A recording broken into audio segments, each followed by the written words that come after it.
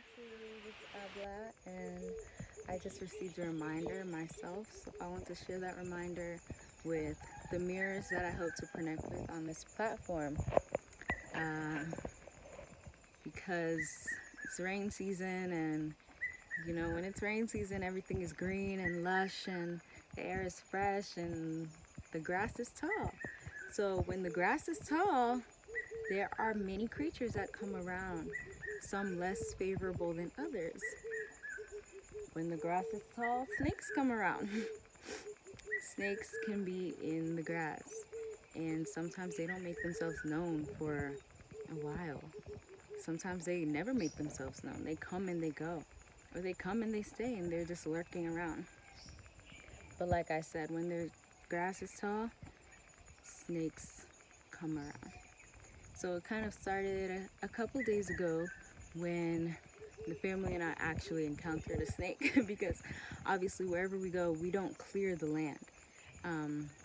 We would never clear the land, on the continent, even not just on the continent, but the Life Aspera, even if you think of the Caribbean, us so-called black people, we like to keep the yard clean. We sweep the yard, we clear the yard. We don't want any bush in the yard because the yard is more than what we know a yard to be in the world. Like in the world, you have a kitchen inside, you have bathroom inside, things like that. But on the continent, for example, the yard is also your kitchen. The yard is where your children, the seeds play. The yard is the so-called bathroom is in the yard. So you don't want to have bush in the yard. You want to keep the yard cleared. You even sweep the yard because it's an extension of the home. The home is not just under a roof inside. You sleep, you rest under a roof on the continent. You don't do every single daily function under a roof. So that's why persons like to keep the yard cleared. Sweep the yard, dust the yard, make sure there's no bush, make sure there's no tall grass. Because like I said, different creatures can come around, some less favorable than others. But of course, we don't do that. We don't clear the yard because, I'll get into that. We don't clear the yard. We don't clear any green area wherever we go. If it's rain season, everything is green and it's lush, leave it to be. Just leave it. We're not gonna cut the grass. So obviously where we are, the bush camp, Earth's Haven bush camp, we're not going to clear the land just because it's rain season and everything is green and it's lush. So the family and I encounter a snake because, like I said, when the grass is tall, snakes come around. And, we removed the snake out into the grass from where it was, where we have found it in our living space. And just move on from that because obviously it has to be, snakes don't want to be in a home anyway, so we remove it and put it into the natural environment. But that snake came around because the grass is tall. We don't clear the land. So we see that snake, and then maybe 2 days later, a couple days later, we're resting and I start hearing noises. Like there's some type of a creature or animal making these very loud noises. It might have been some type of squirrel or something like that, but it was a creature making noises, and it woke me from my rest. And I was just up thinking like, oh my goodness, like the grass, the land, the bushes, a lot. That's why there's so many creatures coming around. And I start thinking like, should we just like clear the land? Because there's so many creatures coming around and we're resting and I'm hearing these noises. We have small seeds. Should we just clear the land? There's different creatures coming around, some less favorable than others.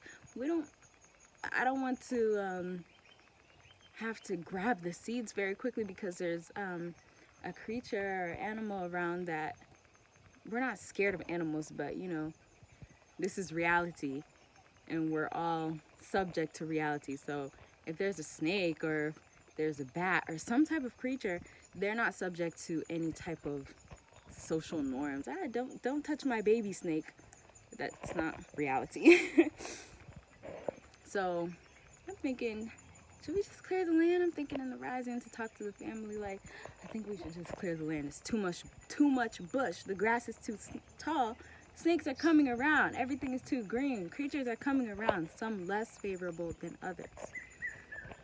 That's what I'm thinking. And then in the rising, and even just now, I'm walking to the outhouse, pretty much. I'm walking to the outhouse.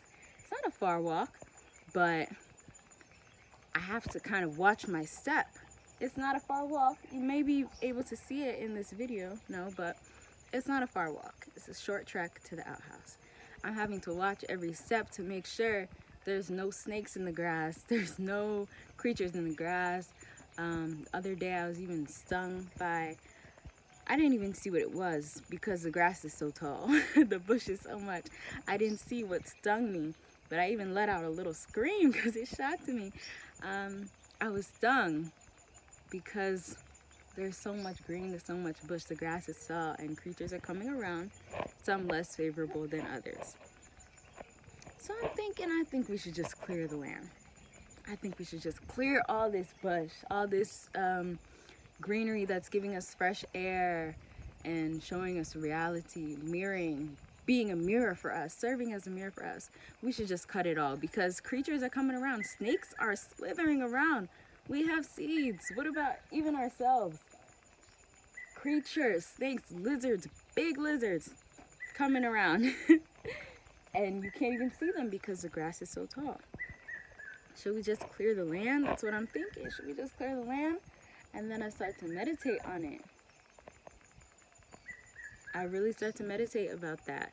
Seems simple, like to clear the land or not to clear the land. It's not a big deal, but it is, because like I said, this is all serving as a mirror.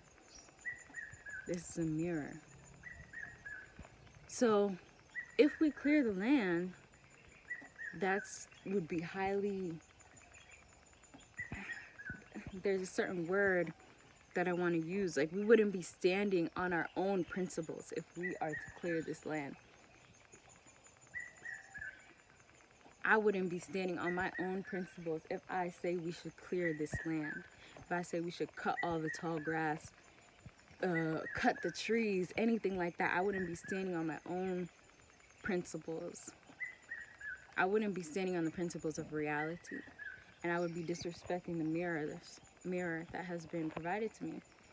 Because if I don't even cut my own hair, I don't even alter my own body, which this is not my own body. I am not the owner of this body. I belong to the truth.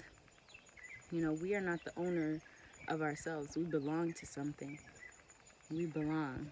We're not individuals. We belong to one, right? So if I don't even cut my own hair, so to speak, cut my own nails, anything, I don't alter anything, manipulate anything about my so-called self that I may appear to have agency over, then why would I then go into nature in reality and want to cut grass, want to cut grass, want to cut trees, want to manipulate reality to create my own world, pretty much? Why would I do that? Why would we do that? How could we? That would go against our own principles. If I don't manipulate myself, I shouldn't manipulate reality. Because this is a mirror. Like I'm getting to say, this is a mirror. When the grass is tall, snakes will come around. When the grass is tall, when there's bush and it's lush, creatures will come around, some less favorable than others. And that is a mirror. It's not just about nature. It's a mirror for our reality, our family, our community that we're growing. And we've been experiencing this. It's really rain season. And everything is really green and lush. And snakes are coming around. So I'm mirroring this in life, in reality. And obviously I come to the realization, no, we're not going to clear the land. Because like I said, that goes against our own principles. That goes against reality and truth. It's a disrespect to the mirror that has been provided to us. So we're not going to clear the land. Now when I mirror our experience growing community, I'm thinking the same thing. We need to cut the grass because sometimes snakes come around. We need to cut the grass in this experience of growing community. We need to clear the land so we can see all the creatures that are coming. Because like I said, some come around, persons even come around who are in need of healing.